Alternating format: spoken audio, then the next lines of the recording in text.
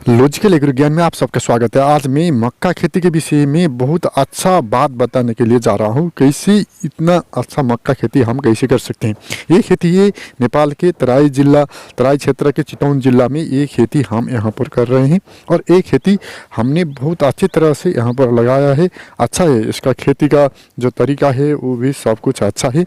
और हमने जब भी मक्का खेती करते हैं तो ऐसे ही करके हमने एक नाश का एक सामान का फैला सकते हैं और उसमें कोई दिक्कत नहीं है। और आप यहाँ पर पहले इसका दृश्य देखिए कितना अच्छा है और कितना बहुत अच्छा सुंदर है। और हमने यहाँ पर जो दृश्य देख रहे हैं उसमें एक बोट में दो दो फल हो रहा है, दे रहा है। ये फल कैसे देता है और कैसे करता है ये होता है। इसका चमत्कार क्या है इसको राज में आज आपको यहाँ पर बताने जा रहा हूँ। आपने मक्का खेती कर रहे हैं तो आपका खाद का प्रयोग अच्छी तरह से करना चाहिए और आपने उसको डिस्टेंस को मेंटेन करना चाहिए। कितना डिस्टेंस में वो लगाना है उसको डिस्टेंस को भी मेंटेन करना चाहिए। आपको यहाँ पर डिस्टेंस की बात करेंगे और खाद की बात करेंगे तो खाद कितना डालना चाहिए आपको ये जिज्ञासा होगा। आपको मक्का खेती के लिए सबसे पहला आपको बीज का आवश्यक होता है। आपका हाइब्रिड बीज, उन्नत जात का जो बीज होता है मक्का का, उसका हमने चूज करना है।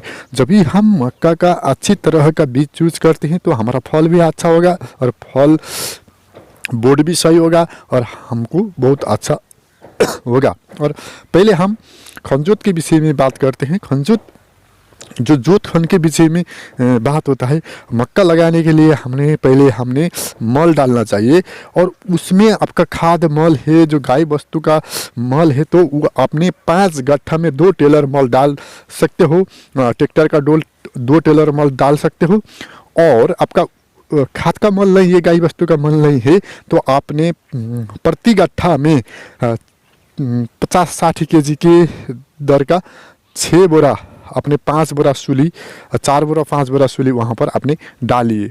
और उतना भी आपका नहीं है, 3 बोरा अवश्य डालिए सूली। हाँ, एक गट्ठा में आपने 3 बोरा सूली डालना चाहिए। आपने 200 kg सूली वहाँ पर, जो सूली का मतलब होता है आपका मुर्गी का मल, वहाँ पर आपने डालना चाहिए। और उसमें DAP डालिए आपने 10 kg, आपने DAP प्रति कट्ठा 2-3 kg डालिए और पोटास भी आपने 2 kg आपने प्रति कट्ठा डालिए और थोड़ा सा यूरिया डालिए और उसको आपने वहाँ पर जुताई कीजिए। और जुताई करके आपने एक बार उसको रोटावेटर लगाइए। रोटावेटर लगाने के बाद आपका क्या सिस्टम है उसमें लाइन बनाने का, वो सिस्टम से अपने एक डिस्टेंस में एक बोर्ड से दूसरा बोर्ड का दूरी 15 cm अपने डिस्टेंस रखिए और एक लाइन से दूसरा लाइन का दूरी आपने 45 सेंटीमीटर अपने उसको डिस्टेंस करके हाइब्रिड मकई लगा सकते हैं। बहुत अच्छा होगा। यहाँ पर हमने दूसरा वाला भी खेती लगा रहा है, वो है बीन्स का खेती। और बीन्स यहाँ पर पहले करेला का खेती था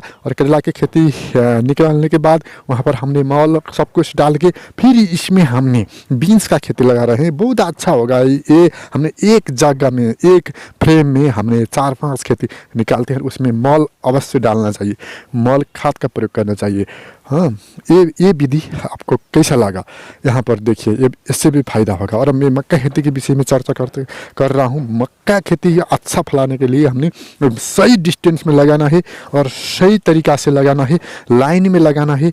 और आपको थोड़े लगाने के टाइम में आपको आदमी थोड़े 1-2 आदमी बड़ी लगेंगे, उसमें कोई मुश्किल नहीं है। रैंडम आपने मक्का खेती नहीं करिए, क्योंकि वहाँ पर औषधि डालने का और उसको एग्जिस्ट करने का, एंट्री करने का जगह मिलेगा। लाइन में लगाएंगे तो हमारा रास्ता भी होगा।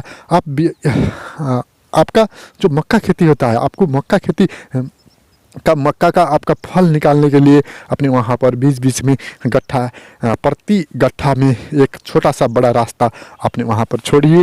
रास्ता 3 फुट का होना चाहिए और वहाँ पर आपने जो मक्का का वहाँ पर से निकालता है, एग्जिस्ट करता है, उसके निकालने का हमारा टाइम उतना नहीं लगता, जल्दी होता है, इजी होता है।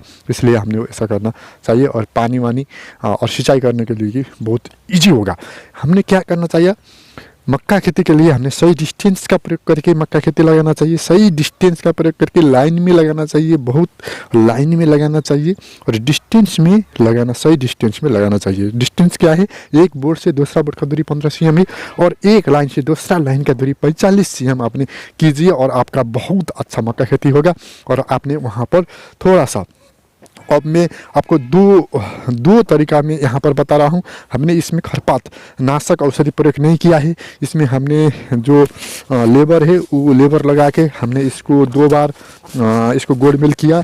और आपको ये ज़रूरत नहीं है क्योंकि मैंने यहाँ इससे भी पहले 1-2 वीडियो बना के यहाँ पर डाल दिया हूँ कि आपने सेलेक्टिव हर्बिसाइड का, मक्का खेती के लिए सेलेक्टिव हर्बिसाइड का प्रयोग कर सकते हैं। सेलेक्टिव हर्बिसाइड का प्रयोग कर सकते हैं। सेलेक्टिव हर्बिसाइड का मतलब होता है आपका मक्का नहीं मरेगा, आपका मक्का सुरक्षित होगा। और वहाँ का जो खरपात होता है, खरपात जो जितना भी खरपात और मक्का से बाहर का खरपात होता है वो सब कुछ नष्ट होगा। और मक्का में अपने शुरू में ही मल डालना चाहिए, जितना है लगाने के बाद में मल डालना चाहिए। और आपने उसके बाद आपने 1 बार 2 बार सिंचाई कर दो और उसमें खन जोत कुछ भी करना नहीं पड़ेगा। आपको 10,000 का लेबर का खर्च आपको 1200-1300 में फिनिश होगा। ये बहुत इजी है और जल्दी होगा और इसमें कोई भी समस्या नहीं है और बहुत अच्छा भी मक्का खेती इससे होता है। ये विधि मैंने आपको बता दिया और मेरे पास वो वीडियो भी यहाँ पर है। और ऐसे करके हमने मक्का खेती कर सकते हैं। और मक्का खेती का रेट अच्छा पाने के लिए आपने ठंडी मौसम में, नेपाल में अपने मक्का खेती कर रहे हैं तो ठंडी मौसम में ये इसको उत्पादन करिए। पौष महीना, माघ महीना और कार्तिक, इसी महीना में, फागुन महीना, इसी महीना में आपने उत्पादन करेंगे तो आपका अवश्य बोट में एक ही प्रति बोट का मूल्य आपको 12-15 पड़ेगा मिनिमम। और आपने सीजन में निकालेंगे, हाँ, साउन, श्रावण, भाद्र महीना में अपने उत्पादन करेंगे तो आपका एक बोट का मूल्य ओनली 3 से 4 रुपया पड़ेगा, कुछ भी फायदा नहीं होगा। इसलिए अपने मक्का खेती करते हैं तो तराई क्षेत्र में और उष्ण ज़मीन में मक्का खेती करते हैं थोड़ा सा, तो सभी मौसम में मक्का जहाँ पर भी होता है। और आपका सूगा का प्रॉब्लम आ सकता है, बांदर का प्रॉब्लम आ सकता है। इसके लिए अपने सूगा के लिए आपने बांस का आवाज़ को साउंड वहाँ पर म्यूजिक लगा सकते हैं साउंड का।